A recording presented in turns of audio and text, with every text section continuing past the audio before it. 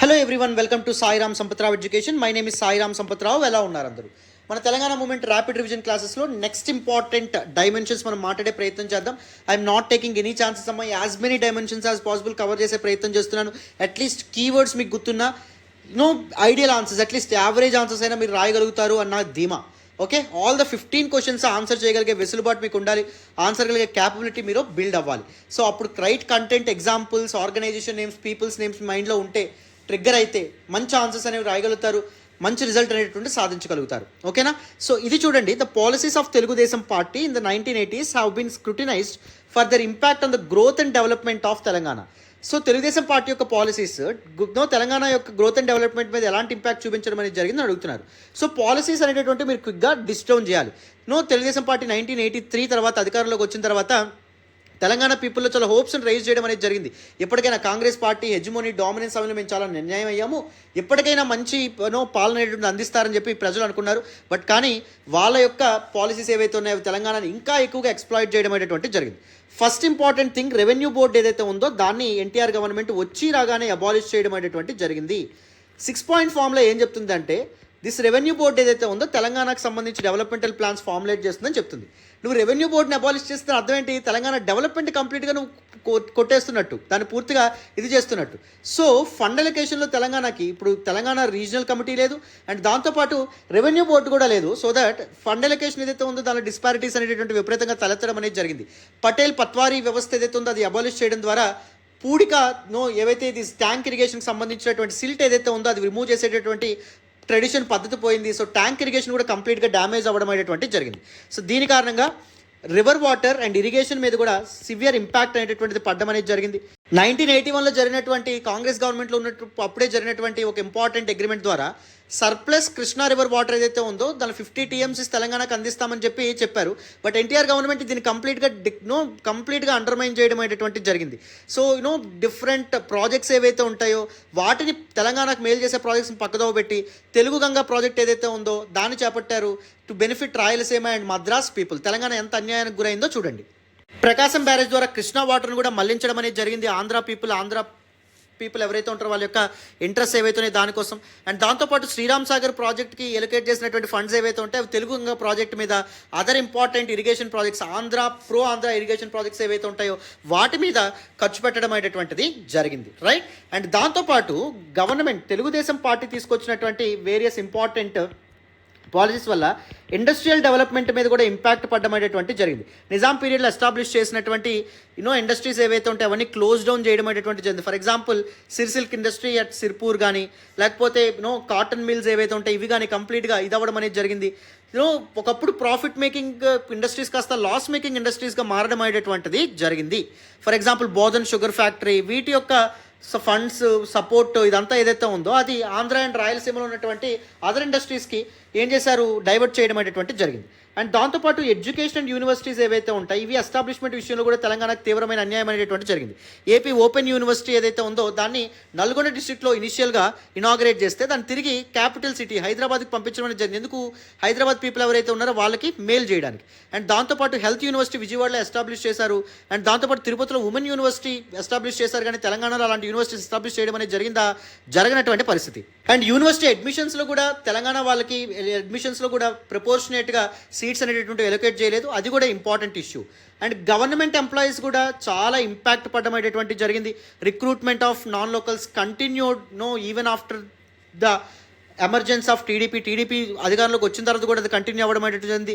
తెలంగాణ ఎంప్లాయీస్లో అండర్రెస్ట్ అనేటువంటిది మొదలైంది.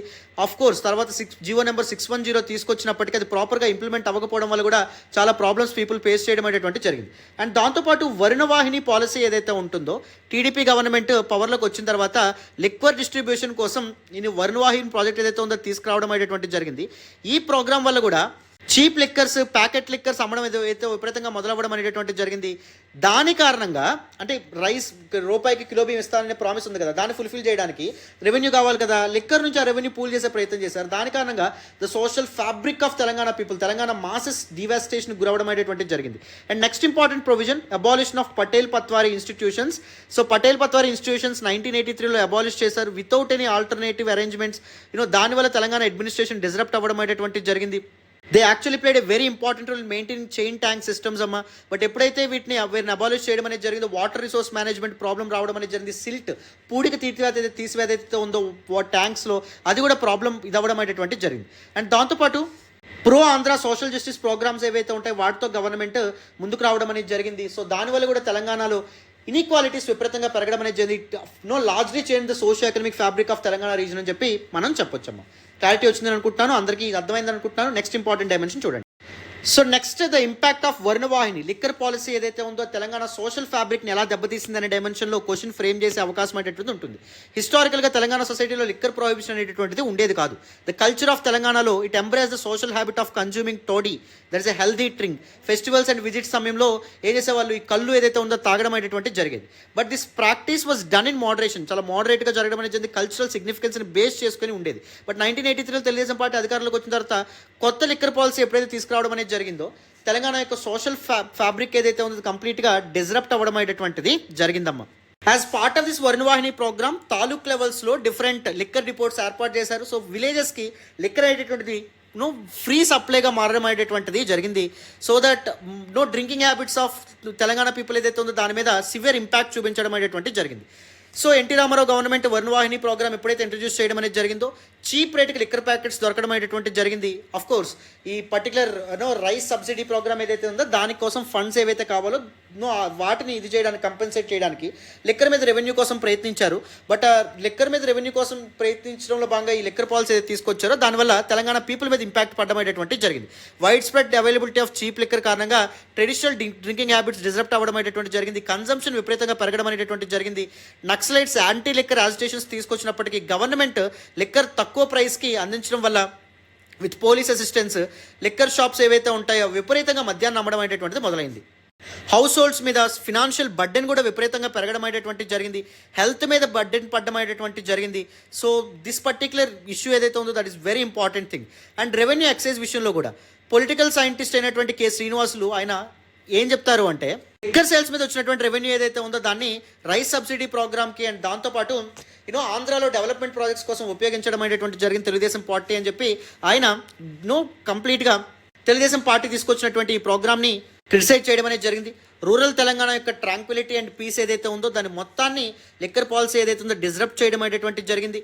Many illiterate and innocent rural people ఎవరైతే ఉన్నారో వాళ్ళు హ్యాబిచువల్ డ్రింకర్స్గా మారడం అనేది జరిగింది. రూరల్ ఏరియాస్ ఉన్నటువంటి కామన్ పీపుల్ మీద సివియర్ ఇంపాక్ట్ పడడం అనేటువంటిది జరిగిందమ్మా.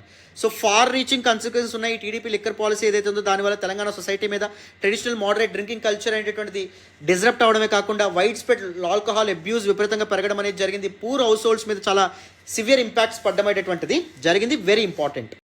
సో నెక్స్ట్ వన్ చూడండి, important factors that led to the resurgence of Telangana identity in the later half of 1980s. 1980ల తర్వాత తెలంగాణ భావన ఏదైతే ఉందో అది ప్రజల్లో బలపడడం అనేది జరిగింది. అది ఏ విధంగా బలపడిందని చెప్పి ఫ్యాక్టర్స్ ఎలాంటివి కంట్రిబ్యూట్ చేశాయని చెప్పి అడిగారు. ఇలాంటివి కూడా అడగొచ్చు. ఫ్యాక్టర్స్ అన్నప్పుడు గుర్తుపెట్టుకోండి అమ్మా, పొలిటికల్, సోషల్, ఎకనామికల్ అండ్ దాంతోపాటు అడ్మినిస్ట్రేటివ్ ఫ్యాక్టర్స్గా డివైడ్ చేసేటటువంటి ప్రయత్నం చేయండి. ఆల్ ద ఫ్యాక్టర్స్ ఒక హోలిస్టిక్ ఆన్సర్ రాసినటువంటి ఫీలింగ్ ఎగ్జామ్ కలవడం అనేటువంటి జరుగుతుంది. ఓకేనా. పొలిటికల్ ఫ్యాక్టర్స్ విషయానికి వస్తే సివియర్ ల్యాండ్ ఎక్విజిషన్ అనేటువంటిది very important reason, right. So Somajiguda, Begumpet, Rasoolpura, Banjara hills ప్రాంతాల్లో ఇల్లీగల్ ల్యాండ్ ఎక్విజిషన్ అనేటువంటిది విపరీతంగా మొదలవ్వడం అనేది జరిగింది. జస్టిస్ శ్రీకృష్ణ కమిటీ కూడా ఈ విషయాన్ని చెప్పడం అనేది జరిగింది. అందుకే regional disparities and distinctions so ఈ సమయంలో విపరీతంగా పెరగడం అనేటువంటి జరిగింది. అండ్ చంద్రబాబు నాయుడు సమయంలో కూడా ఆయన తీసుకొచ్చినటువంటి పుష్ చేసినటువంటి లిబరలైజేషన్, ప్రైవేటైజేషన్, గ్లోబలైజేషన్ యొక్క రిఫార్మ్స్ ఏవైతే ఉంటాయో అవి కూడా రీజనల్ ఇంబ్యాలెన్సెస్కి, పొలిటికల్ ఇష్యూస్కి కారణం అవ్వడం అనేటువంటిది జరిగింది. తెలంగాణ వాయిసెస్ని అసెంబ్లీలో రేజ్ చేయకుండా అడ్డుకోవడం అనేటువంటి జరిగింది. అండ్ ఎకనామిక్ రీజన్స్ ఏవైతే ఉంటాయో ఆ విషయానికి వస్తే absence of judicious distribution of river water sharing అనేటటువంటిది బెటర్గా లేకపోవడం. అండ్ దాంతోపాటు ముఖ్యంగా కృష్ణా వాటర్, గోదావరి వాటర్ ఏవైతే ఉంటాయో వాటిని ఎక్కువగా ఆంధ్రాకి తరలించడం అండ్ తెలుగు గంగా లాంటి ప్రాజెక్ట్స్ ఏవైతే ఉంటాయో వాటిని తీసుకురావడం. సో ఇవి కూడా ఫెయిర్ షేర్ ఆఫ్ వాటర్ మనకి ఇవ్వకపోవడం ఏదైతే ఉందో అది కూడా ఒక ముఖ్య కారణంగా చెప్పొచ్చు. అండ్ దాంతోపాటు ₹1 కేజీ రైస్ ఫర్ ₹1 స్కీమ్ ఏదైతే ఉందో దాని కారణంగా క్రాపింగ్ ప్యాటర్న్స్, కన్జంప్షన్ ప్యాటర్న్స్ అనేటటువంటి అగ్రికల్చర్ ఏరియాలో విపరీతంగా ఎఫెక్ట్ గురవడం అనేది జరిగింది. లిక్కర్ పాలసీ ఏదైతే ఉందో దాని కారణంగా కూడా తెలంగాణ విపరీతంగా నష్టపోవడం అనేటువంటి జరిగింది. హైదరాబాద్ సెంట్రిక్ డెవలప్మెంట్ చంద్రబాబు నాయుడు ఎక్కువగా ఫోకస్ చేయడం అనేది జరిగింది. దాని కారణంగా కూడా other reasons of Telangana neglect గురవడం అనేది జరిగింది. అగ్రేరియన్ డిస్ట్రెస్, రీజనల్ ఇంబ్యాలెన్సెస్ అనేటువంటివి విపరీతంగా పెరగడం అనేటువంటిది జరిగిందమ్మా. అండ్ ఎంప్లాయ్మెంట్కి సంబంధించినటువంటి ఇష్యూస్ నేను ఆల్రెడీ వీటి గురించి చెప్పడం అనేది జరిగింది. 6 పాయింట్ ఫార్ములాని ఇంప్లిమెంట్ చేయడంలో ఆల్ ద గవర్నమెంట్స్ ఫెయిల్ అవ్వడం అనేటువంటి జరిగింది. నేను ఆల్రెడీ ఇవన్నీ చెప్పాను. అండ్ జోనల్ వారీగా క్యాడర్స్ని డిస్ట్రిబ్యూట్ చేయడంలో కూడా ఫెయిల్ అవ్వడం అనేటువంటి జరిగింది. అండ్ దాంతోపాటు తెలంగాణ ఎన్జిఓ ఇచ్చినటువంటి ఇంపార్టెంట్ డిక్లరేషన్స్ ఏవైతే ఉంటాయో వాటిని కంప్లీట్గా అండర్మైన్ చేయడం అనేటువంటిది కూడా జరిగింది. ఆల్ దీస్ ఇంపార్టెంట్ ఫ్యాక్టర్స్ ఏవైతే ఉన్నాయో that led to the emergence of the rise of Telangana identity. And దాంతోపాటు కల్చరల్ సప్రెషన్ ఏదైతే ఉందో అది కూడా ఒక కారణం. The rise of Teluguisation and Telugu జాతి అనేటటువంటి భావనలు ఏవైతే ఉంటాయో సో అవి కూడా తెలంగాణ కల్చర్ని కంప్లీట్గా డిస్క్రిమినేట్ చేయడం అనేది జరిగింది, అండర్మైన్ చేయడం అనేటువంటి జరిగింది. ఈ ఆస్పెక్ట్స్ గురించి ఆల్రెడీ నేను లాస్ట్ క్లాసెస్లో మాట్లాడాను. Right, all these things mention చేస్తే మంచి ఆన్సర్ తయారవుతుంది. నెక్స్ట్ వన్ చూడండి, provide evidence of how Andhra government implemented policies to control the political and economic aspects of Telangana reason. Political changes ఏం తీసుకొచ్చారు, సో అండ్ ఎకనామిక్ చేంజెస్ ఏం తీసుకొచ్చారు అనేటటువంటి ఏవైతే ఉన్నాయో, అంటే ప్రో ఆంధ్ర సెంట్రిక్ చేంజెస్ ఏవైతే వచ్చినాయో వాటి గురించి మీరు లిస్ట్ డౌన్ చేస్తే సరిపోతుందమ్మా. ఫర్ ఎగ్జాంపుల్ వెంగళరావు గవర్నమెంట్ ఏదైతే ఉందో ఆ సమయంలో ఇండస్ట్రియల్ కారిడార్స్ ఏవైతే ఉంటాయో వాటిని హైదరాబాద్ చుట్టూతో ఏర్పాటు చేయడం అనేటువంటిది జరిగింది. దాని కారణంగా రీజనల్ డిస్పారిటీస్, ఆంధ్ర కొలనైజేషన్ విపరీతంగా పెరగడం అనేటువంటిది జరిగింది. ఆంధ్ర ఇండివిజువల్స్ ఎవరైతే ఉన్నారో corporations, boards, irrigation projects, universities and other ఇన్స్టిట్యూషన్స్లో ఇంపార్టెంట్ పొజిషన్స్ని ఆక్యుపై చేశారు. సో వ్యవస్థలను మేనేజ్ చేయడం ఏదైతే ఉందో ఆ సమయంలోనే మొదలవడం అనేటువంటి జరిగింది. Andhra political elite and Andhra industrial క్యాపిటలిస్టులు ఎవరైతే ఉంటారో వాళ్ళకి ల్యాండ్ అనేటటువంటి చాలా తక్కువ కాస్ట్కి అందించడం అనేటువంటి జరిగింది. అది ఒక ముఖ్యమైనటువంటి ఇష్యూ. అండ్ నిజాం ఏర్పాటు చేసినటువంటి ఇండస్ట్రీస్ ఏవైతే ఉంటే అవన్నీ క్లోజ్ చేసి ఆంధ్ర క్యాపిటలిస్టుల చేత చాలా ఇండస్ట్రీస్ ఏవైతే ఉంటే వాటిని తీసుకురావడం అనేటువంటి జరిగింది. ఎన్టీఆర్ గవర్నమెంట్ వచ్చిన తర్వాత తెలుగు జాతి అనేటటువంటి భావన విపరీతంగా పెరగడం, తెలుగుని ఏదైతే ఉందో దాన్ని బలవంతంగా మన మీద ఇంపోజ్ చేయడం, ఇవన్నీ ముఖ్యమైనటువంటి ప్రాబ్లమ్స్ కింద మనం చెప్పొచ్చు. ఆంధ్ర కాంట్రాక్టర్స్ ఎవరైతే ఉంటారో వాళ్ళు with support of Andhra chief minister and ministers so important projects ఏవైతే ఉంటాయి తెలంగాణలో డెవలప్మెంటల్ ప్రాజెక్ట్స్ చేపట్టడం అండ్ దాంతోపాటు వెల్త్ అక్యుములేషన్ విపరీతంగా జరగడం జరిగింది. వెల్త్ కాన్సన్ట్రేషన్గా దారితీయడం అనేటువంటి జరిగింది. రైట్, అండ్ ఈవెన్ వర్ణవాహిని ప్రాజెక్ట్ కానీ, పటేల్ పత్వారీ వ్యవస్థ ఏదైతే ఉందో దాన్ని అబాలిష్ చేయడం కానీ, రెవెన్యూ బోర్డు ఏదైతే ఉందో దాన్ని అబాలిష్ చేయడం కానీ, ఇంపార్టెన్స్ రాయలసీమ అండ్ దాంతోపాటు కోస్టల్ ఆంధ్ర రీజియన్స్కి అనేటటువంటి దాన్ని ఇవ్వడం కానీ, ఫండ్ ఎలొకేషన్ విషయంలో కూడా తీసుకుని మనం ఎదుర్కొన్నటువంటి డిస్క్రిమినేషన్ కానీ, ఆల్ దీస్ డిస్క్రిమినేటరీ పాలసీస్ ఏవైతే ఉంటాయో వాటిని క్విక్గా జాట్ డౌన్ చేస్తే మంచి ఆన్సర్ అనేటువంటి తయారవుతుంది. ద కంటెంట్ నేను ప్రతి దానిలో కూడా మీకు ప్రాపర్ కంటెంట్ ప్రొవైడ్ చేస్తున్నాను. You just need to play with your words. ఈ వర్డ్స్తో మీరు చక్కగా ఇది చేసి ప్రాపర్ ఎగ్జాంపుల్స్తో సబ్స్టాన్షియేట్ చేసి బెటర్ ఆన్సర్స్ ఏవైతే ఉంటాయో ప్రాపర్గా మీరు రాయగలగాలి, అంతే. ఓకేనా? Right, thank you so much once again. This is all about this particular session. మళ్ళీ ఇంకొన్ని డైమెన్షన్స్ తర్వాత క్లాస్లో మాట్లాడదాం. Thank you so much for all the support and all the love so for అమ్మ. నెక్స్ట్ క్లాస్లో కలుద్దాం. బాయ్ నాన్న.